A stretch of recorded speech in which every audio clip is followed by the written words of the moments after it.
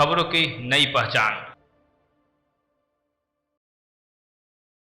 Dhanbad police ने cyber ठगी के एक बड़े संगठित गिरोह का पर्दाफाश करते हुए 6 आरोपियों को गिरफ्तार कर लिया। पुलिस का दावा है कि बलियापुर की एक मोबाइल दुकान से फर्जी और संदिग्ध सिम कार्ड जारी कर उन्हें साइबर अपराधियों तक पहुंचवाया जा रहा था। शुरुआती जांच में करोड़ों रुपए की साइबर ठगी से जुड़े नेटवर्क के संकेत मिले हैं। पुलिस ने दुकान से कई अहम दस्तावेज और मोबाइल भी बरामद कर लिए। धनबाद ग्रामीण एसपी एस मोहम्मद याकूब ने प्रेस वार्ता में बताया कि दूरसंचार विभाग पटना से मिली सूचना के आधार पर यह कार्रवाई की गई।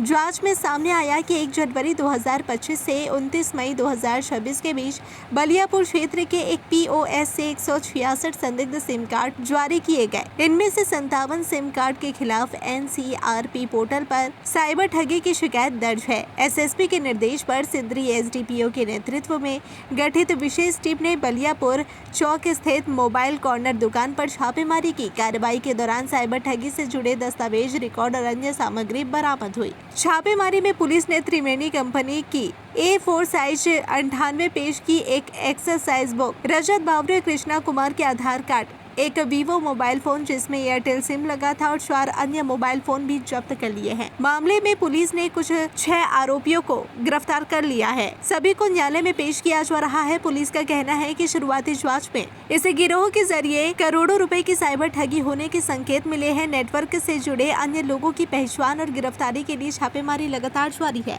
पुलिस ने आम लोगों से अपील की है कि मोबाइल सिम लेते समय केवल वैध दस्तावेजों का ही इस्तेमाल करें। यदि किसी व्यक्ति की पहचान पर जारी सिम का दुरुपयोग होने की आशंका हो तो तुरंत पुलिस या एनसीआरपी पोर्टल पर शिकायत दर्ज कराए। पुलिस का कहना है कि साइबर अपराध के इस पूरे नेटवर्क को ध्वस्त करने के लिए आगे भी कार्रवाई जारी रहेगी।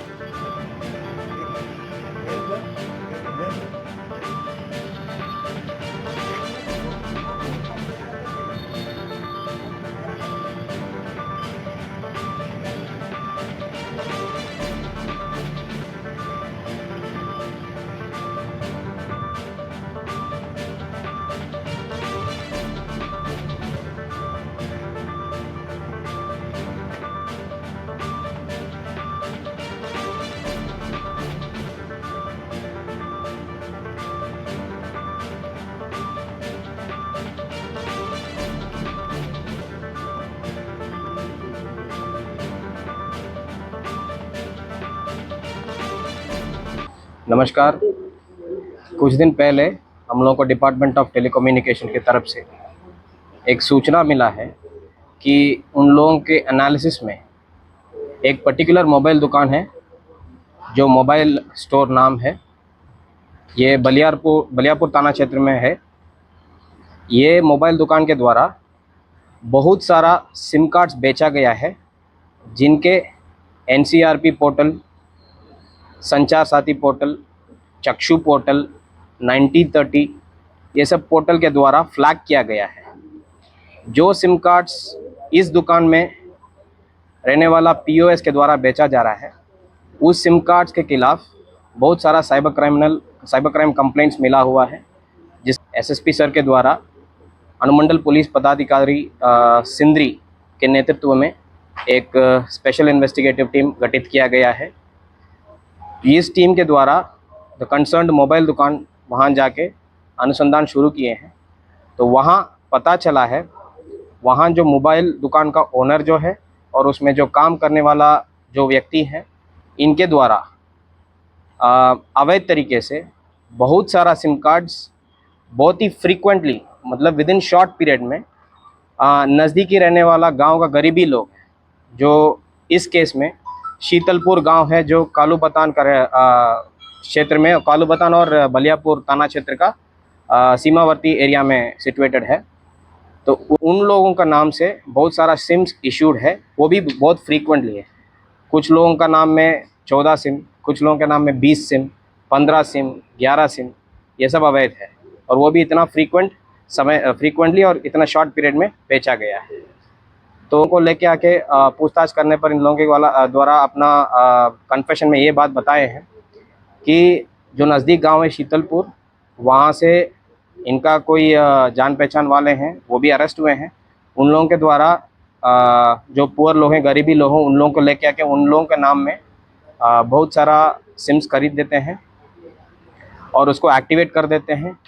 सिम्स के अलावा बैंक अकाउंट्स भी खोल देते हैं और ये दोनों को लिंक कर देते हैं और उसको जो साइबर क्रिमिनल्स है जो पूर्वी टुंडी क्षेत्र का रहने वाले हैं उन लोगों को बेच देते हैं। तो ये जो सिम कार्ड मॉड्यूल और ये जो साइबर क्रिमिनल्स ये सारा अभी अरेस्ट हुए हैं। तो इसमें मेनली अगर देखा जाता है जो शीतलपुर का रहने वाले हैं एक गोविंदा बाउरी और मधुसूदन बाउरी, ये दोनों अपने गांव के रहने वाला जितने भी लोग हैं उन लोगों को लेके आते हैं मोबाइल दुकान पर और मोबाइल दुकान में ये लोग अपना इन लोगों के नाम में बहुत सारा सिम्स खरीदवाते हैं और उसको एक्टिवेट करवा देते हैं और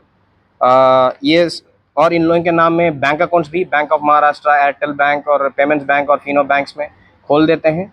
और ये सारा जो डिटेल है एटीएम कार्ड्स, पासबुक्स, ये जो नया मोबाइल नंबर से वो सारा एक व्यक्ति है जो चिरंजीव डे, ये साइबर क्रिमिनल है, इसका क्रिमिनल हिस्ट्री भी है, तो उसके पास दे देते हैं।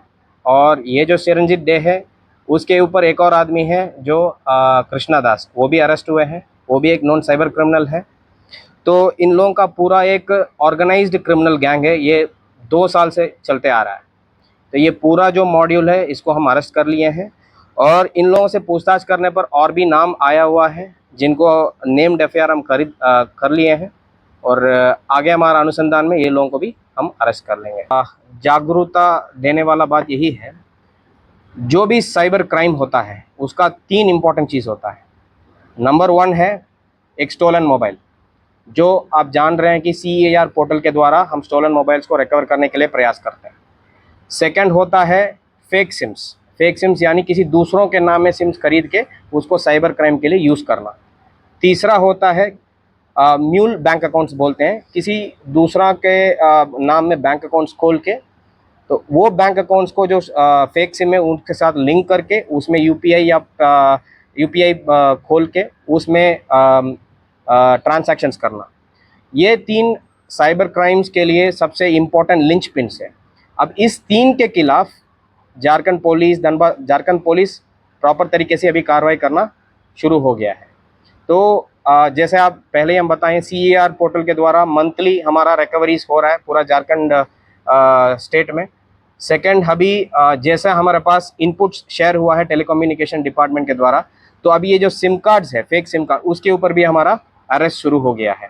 तो धीरे धीरे जैसे ही इनपुट्स आता रहेगा तो पर्टिकुलर जो दुकान है जो POS मशीन्स के द्वारा सिम कार्ड्स बेचा जा रहा है उसके थ्रू किन किन को बेचा जा रहा है उनको भी हम लेके आएंगे, इन्वेस्टिगेशन में लेके आएंगे और वहाँ से जो साइबर क्राइम्स हो रहा है, जो साइबर क्रिमिनल कर रहे हैं, वहाँ तक हम पहुँच के उन लोगों के खिलाफ भी कार्रवाई करेंगे।